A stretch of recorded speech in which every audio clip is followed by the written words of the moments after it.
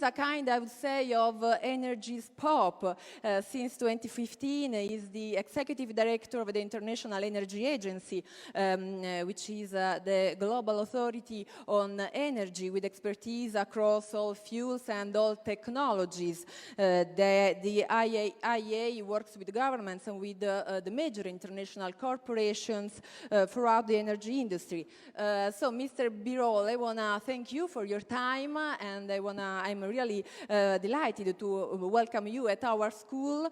You have recently said that you feel increasingly optimistic about the future and the possibility of a world based on clean energy, so we are eager to understand the reasons of your optimism.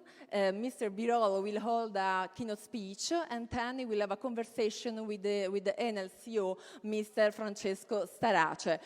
So many thanks, Mr. Birol, for your time. It's really an honor for us to listen to you. Guys, don't waste this opportunity, and Federico Fubini then will chair this special panel at our school.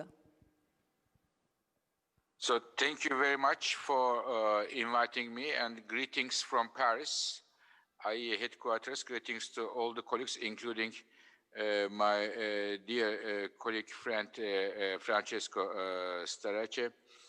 And thank you for inviting me to this event. So I want to first start with a qualifier. I said I am optimistic about the future of clean energy rather than the future. Future is a bit more general, but I am definitely optimistic about the future of clean energy around the world. But before going that, I want to, if you allow me, tell you a few things, how the COVID affected the energy world. With one sentence, I can tell you that this COVID is the largest ever disruption on energy world in the history. Energy world never had such a major disruption for any reason. To give you perhaps two numbers. One, this year we expect global energy use, global energy demand to decline about 5%. In order to put in a context to understand how important it is, if we remember the 2008-2009 financial crisis, at that time also energy demand declined. This year's decline in the global energy demand is 7 times higher than it was in the year 2008-2009. So just to put in a context how huge it is. And it is affecting across the energy sector. For example, the investments in the energy sector this year will decline about 20%, mainly in oil, gas, and coal. And this decline in the entire energy sector, investment decline 20%, again, is the biggest in the history. The current, the biggest uncertainty we are facing today in the world is, in terms of energy, what if there is a second wave of pandemic, and how will it affect the entire world and the economy? This is the biggest uncertainty today we are facing. Now, at the same time, you all, I'm sure, know very well, in many countries, if not all the countries around the world, the economy, nation economies are in recession, going down very badly. And as we speak now, more than 300 million people around the world, more than 300 million people around the world, they have lost their jobs. And this will continue. I think a word that we are going to hear and use more and more in the next months to come is unemployment. It is like a dark cloud over our current discussions, current social and economic lives. Now, therefore, it's a grim year, a bleak year. Why do I feel optimistic about clean energy transitions? I have 4 reasons. Number one, especially in the last 18 months, the cost of renewables, solar and wind, they are plummeting, almost a free fall. Solar today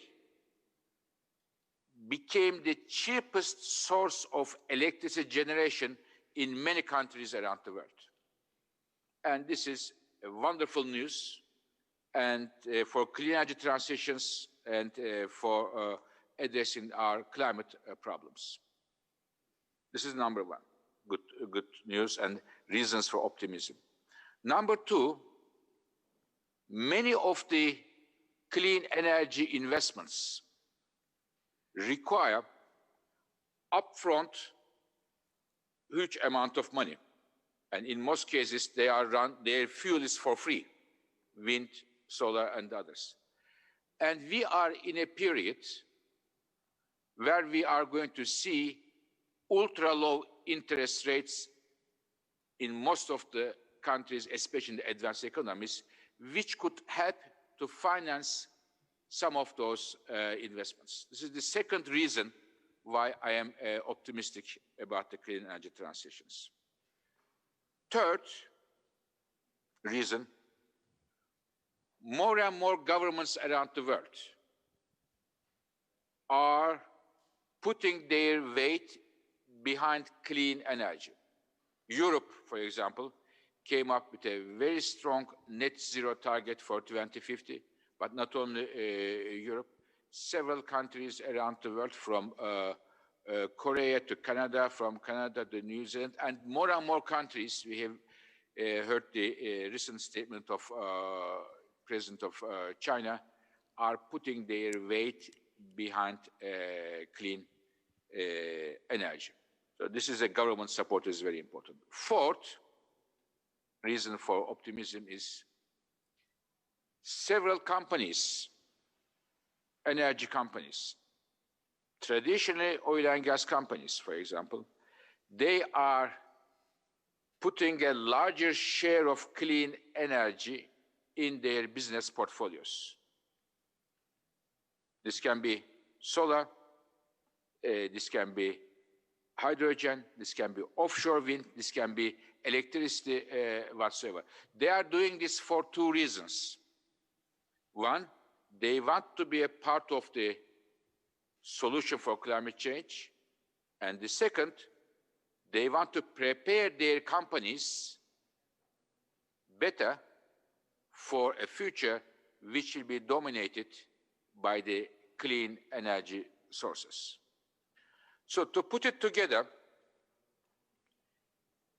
the big drop, continuing big drop in the renewable energies, their cost is getting cheaper and cheaper, increasing government support and targets, stepping up of the private companies, energy companies, but also several IT technology companies in terms of clean energy, and the ultra-low interest rates makes me optimistic about the future of clean energy.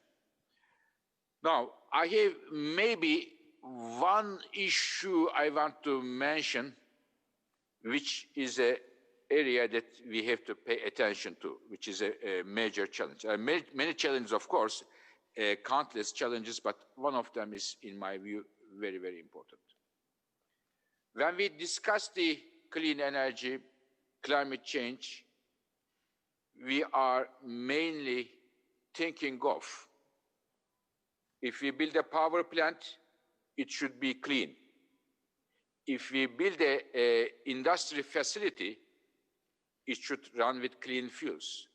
If we build a building, this building should be efficient. This is good, and I hope we will do this. But there is a important blind spot of the climate change debate, which is we already have in the world already built existing energy infrastructure, power plants, industry facilities, iron, steel, aluminum, chemical, cement, buildings, lots of buildings, inefficient buildings. If they continue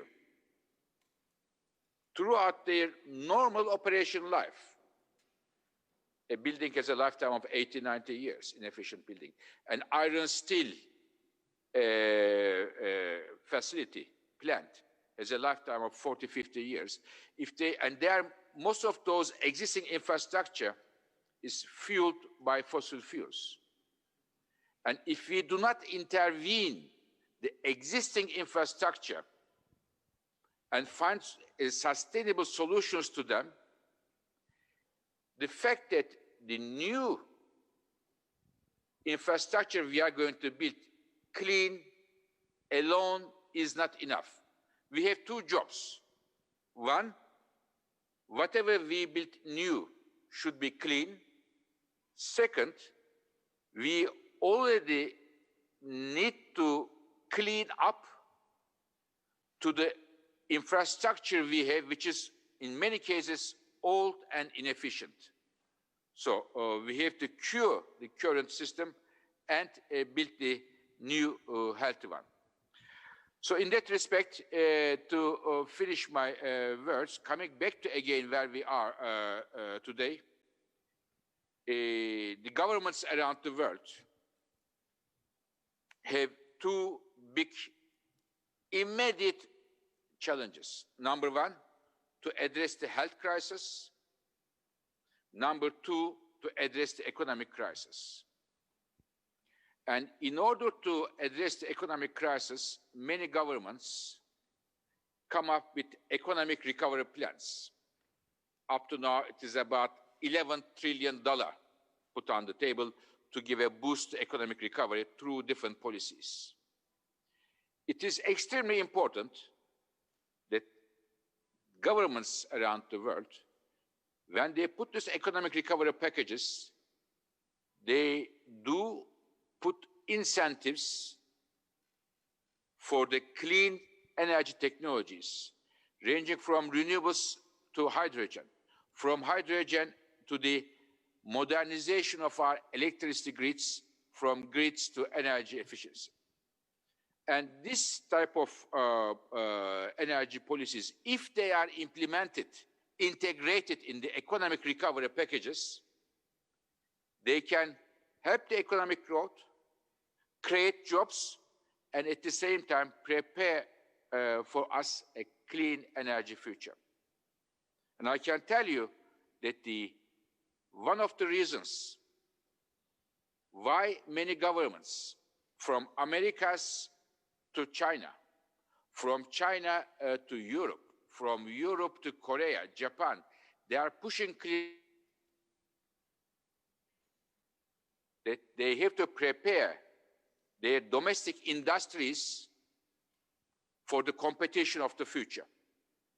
And I know that many governments are doing it in a fierce manner, and it also helps, there is a healthy competition among many countries, and I am happy that Europe and Italy is taking this challenge seriously, and as I heard several times directly from Prime Minister Conte, Italy takes green energy, clean energy seriously, and as such, one of the thought leaders of the European Green Deal. So I thank you very much once again inviting me to this excellent gathering. I look at the list of the speakers. There are wonderful speakers from whom I can learn a lot, including, as I said, my dear colleague Francesco Starace. Thank you very much.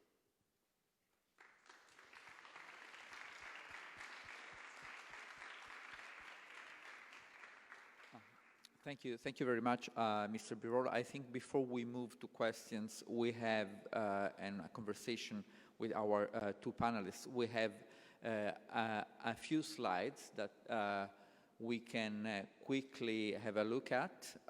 There are a couple of them that I really wanted to show you if they are up. Well, if not, here they are. No, this is not the one I was looking for. Not really. Another chance? No. Well, if we can't find them, maybe we will take a look at them when they are up, and I move to questions. Maybe is this the one? No. I would start with you, Mr. Starace. Your company, under your leadership, has turned into probably the largest private sector producer of renewables in the world, in Europe, and probably also in the world. You clearly believe in this path ahead. At the same time, and this is one of the slides I wanted to show you, in fact, if we look globally over the last few years, investment in renewables has not gone up. So what is it? Those are the slides. Maybe we can move ahead next. Ahead a couple of slides, another one. Next.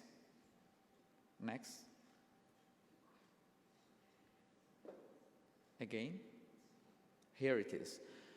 As we can see, investments in renewables and in general investments in dampening net CO2 emissions has not gone up over the last few years. Although we have been talking about these issues a lot, one would have expected that both private sector and public sector companies and governments invested more. How do you explain this relative reluctance of your competitors in going down this road? Well, first of all, let me just say it's always a pleasure. It's always enlightening to hear what Fatih says on these things, and the way in which he projects the synthetic views of IEA, which is always interesting. Here, I think it's an old story.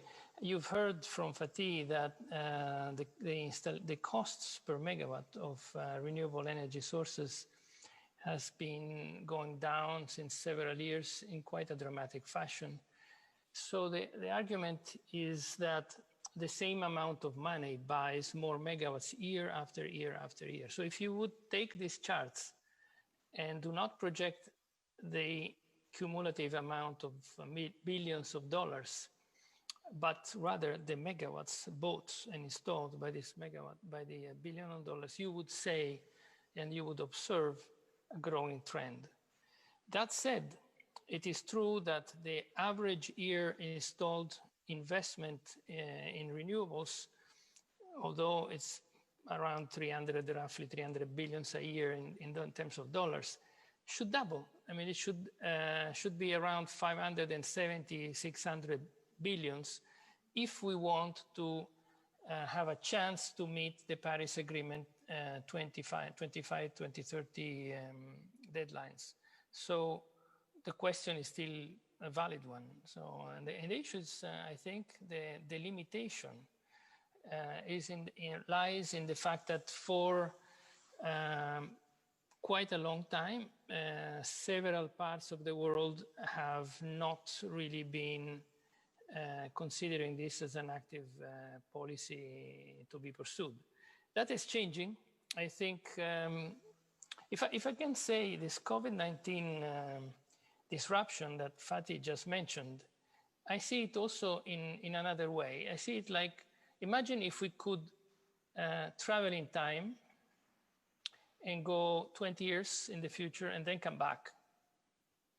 That would be a big disruption in everything we know about our life.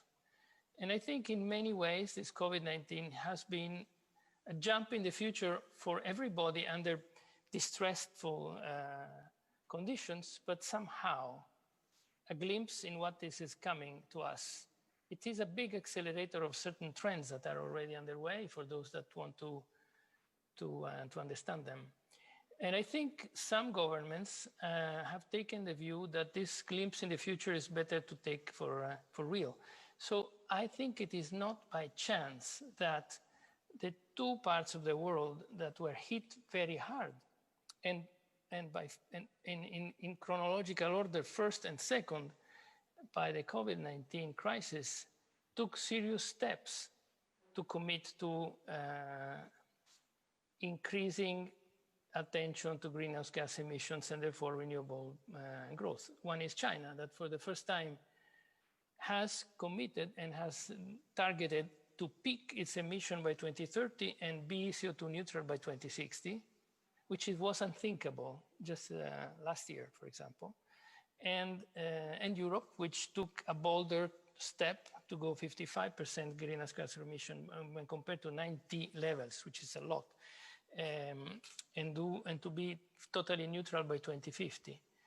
Then we know that Japan also took steps, and we know that India also is taking commitments. So I think it will take probably 2-3 years before you see an acceleration in installations, because clearly investors need to have clarity on these targets and therefore start investing. Who is missing here is, of course, the federal government of the USA. And I'm using this term because that is a part of the US picture, because member states of the Union are indeed active in greenhouse gas emission reduction policies, and the economics work. So all in all, I think that is due to uncertainty on policies that has for some time slowed down, or let's say have investors think about that investing in this kind of field is good, but perhaps not the only thing. I think that's gone now after this year, and you probably see an acceleration. Our observation from where we stand is that there are 4 additional reasons on top of what Fatih just mentioned, and one being that technology is strongly pushing in favor of renewables. The improvements of material sciences, so stuff with which our plants are made of, drive in that direction, and the digital revolution drives in that direction. And the reduction in cost and improvement of performance of renewable energy plants derive exactly from this. And then there are other reasons, but this thing is that for me, the most important news in this field is that the appetite of investors for sustainable ideas and initiatives and projects is incredible. It's an incredible force pushing in this field. We see no end to an expansion of the renewable energy space in the next 10 years. And you're right, since we are establishing a world record of installed capacity every year, beating our own record of the previous year, but still, every year, we cannot get more than 3%, and we are the largest installer play, more than 3% of the total installed world base. That shows that this is an expanding space, and we see no end to this expansion for the next 10 years. So it's a fantastic business in which to be active, because when you have an expanding market characterized by fierce competitive behavior, this is the renewables today. It's an incredible competitive battlefield. You have life. You have an incredible opportunity to create value, provided you stay competitive and grow your business aggressively. And that's what we're committed to do at the moment. Thank you. Thank you very much for your fascinating remarks. You touch upon a point that is on everybody's mind these days, whether this crisis will mark the beginning of deglobalization or else an acceleration of globalization different direction, a slightly different direction.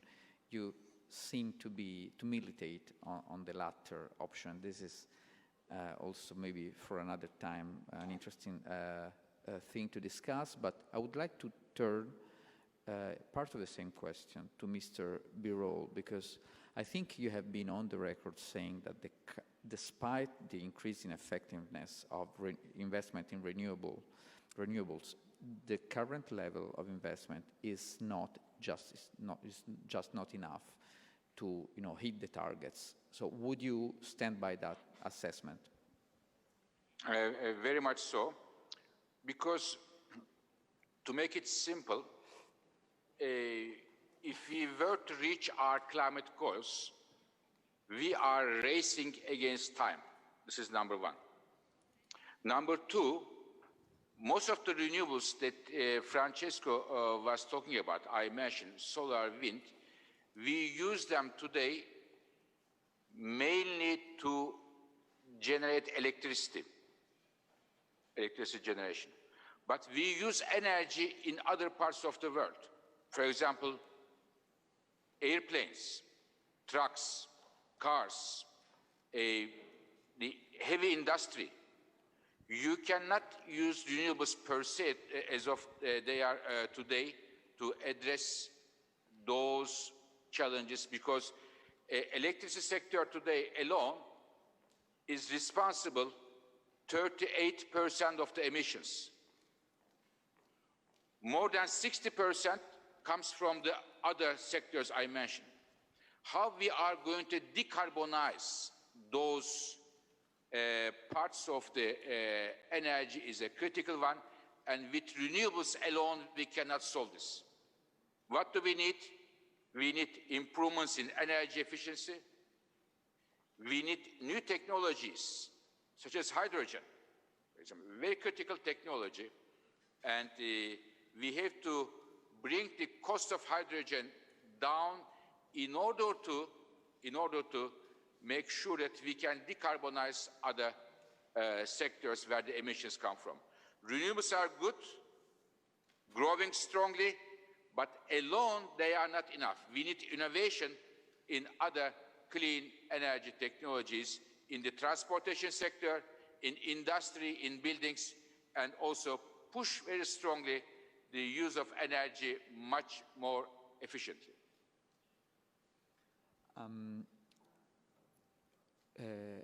We in Europe are very proud of our new targets that are being even stepped up, as Mr. Starace just mentioned, and now we are talking about the target of a drop in net emission by 55% by 2030, and then of course net neutrality by 2050.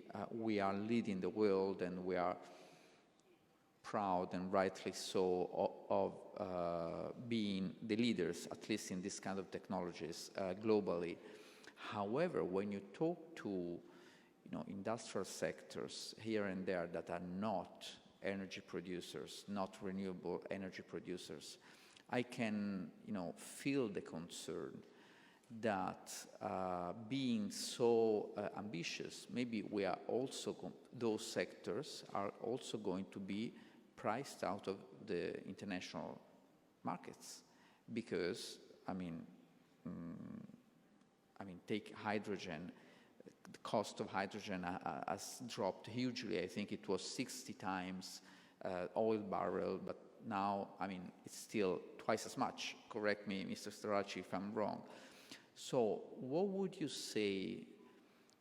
It's a question for both of you. What would you say to those concerns, to those manufacturing producers who would like to compete on a par with international competitors? I think they need to understand where technology is going, because that's where the game is. There's nothing else other than that. The issue is, do you really want to put your future energy costs at stake with the volatility which will clearly be increasing, and unpredictability plus insecurity of fossil fuels and run the risk of paying a high carbon price, which is invariably going to come at you, or would you rather buy cheaper electricity with a fixed cost, which today is available with renewables? And I think, you know, those people that look at the truth without having a biased eye view that comes from the past, switch. And we see an increasing appetite for renewable energy coming from the industry, from all kinds of markets. And that is a trend that is unstoppable, I would say. So you have to understand, this is an evolution, and you always have someone that doesn't understand it. And it's sorry, and it's sad to see industrial giants, even and clever people, not getting this point. They will always get it a little later, but finally they will all get it. On the hydrogen side, I think the issue is pretty straightforward. And again, similarly at what has happened with PV panels, or what is happening under our eyes with batteries, this is going to happen with hydrogen too. There is a technology, there are different technologies to produce hydrogen, and those that use coal and gas are used in 98% of the cases, and the volumes produced by these technologies are today, by and large, they're responsible of the heavy carbon footprint of the hydrogen being produced around the world. But if you look at the fact that there is another way of producing hydrogen through hydrolyzers, and you know that this requires an incredible effort in bringing down the costs of the hydrolyzers themselves in order for this to be competitive. You say this has happened already in different technologies many other times, provided you give a niche luxury application a large industrial base, you can reduce costs by orders of magnitude. And we have evidence that this can be done in a time frame that is not more than 5 years. Then the question remains, who is going to provide the electricity to break water into hydrogen and oxygen without CO2? And that means a lot of renewable capacity to be put at work. And that's, again, we go back to Fatih's point. It's true, the world needs much more renewable capacity than today people think. And it requires much more renewable capacity that today the financial community is looking at. But that I can assure you, the potential of renewable capacity generation on planet Earth is thousands times higher than what today we have. So it's a question of scale, and it's a question of time. So it's about when, not about if it happens. And insofar the industry in Europe, I think the European market, the European Union has made it very clear. Europe needs to decarbonize by 2050, and there is a lot of money available in order to do it without leaving people behind. So those that get it first understand it and get a competitive advantage. And Europe might become much more competitive than the rest of the world if they keep this momentum going. If I may add something on Europe, because, Mr. Chairman, you asked a very good question about Europe. We are proud, you said. I think Europeans have all the right to be proud to have such an ambitious target. And I would definitely congratulate all the European leaders. But if I may, I want to put in a context. Now, climate change is a global problem. 1 ton of CO2, carbon, going to atmosphere from Jakarta, or from Milan, or from Detroit, or from Beijing, it has the same effect on everybody. Emissions do not have a passport. They affect everybody. So, why I am saying this? Because Europe today accounts less than 8% of the global emissions. 92% comes from somewhere else. Europe pushing the agenda is very good from a moral point of view, to have a leadership point of view, but if we want to solve this problem, we need similar position from other governments around the world. One other issue about Europe.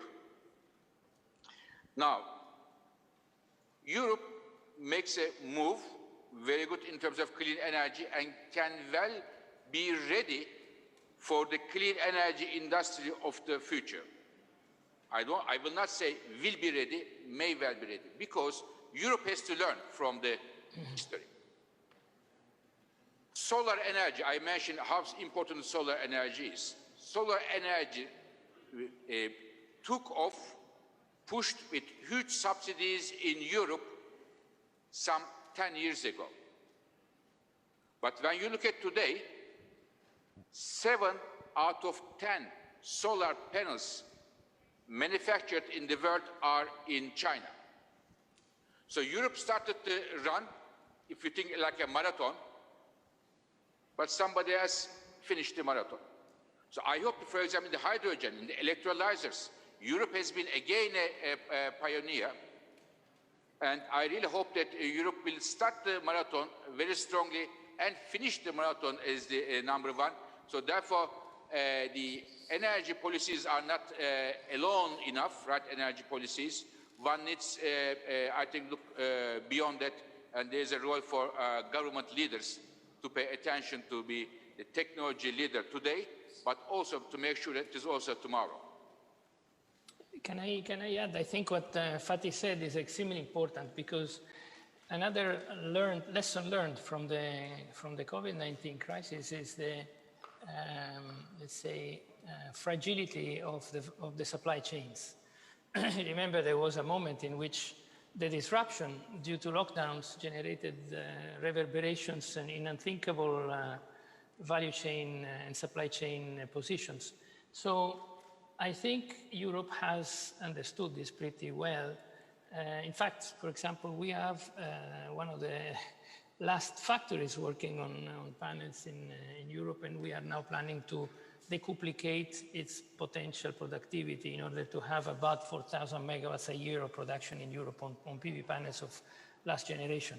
And there is no reason why Europe should be a more expensive production place than China. And there is these panel manufacturing plants are heavily automized, and they are all about technology and cost of capital. So there is no reason why you should let this be a Chinese manufacturing monopoly. And the same for batteries. I think today you've seen that in a way the automotive industry of Europe requires batteries to be at least partially available in production in Europe. And the same, I think, will probably happen with electrolyzers, given the attention that the EU Commission is putting on this.